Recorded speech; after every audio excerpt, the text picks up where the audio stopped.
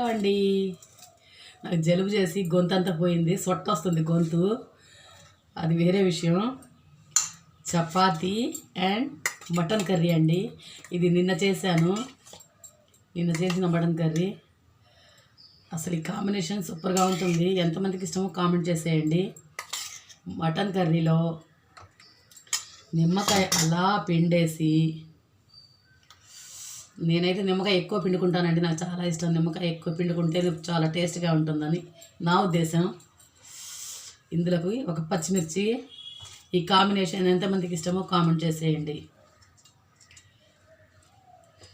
ఇలా డిప్ చేసుకొని నోట్లో పెట్టుకుంటే లాలాజలం ఊరుతుందండి ఇప్పుడే నాకు, అంత బాగుంటుంది.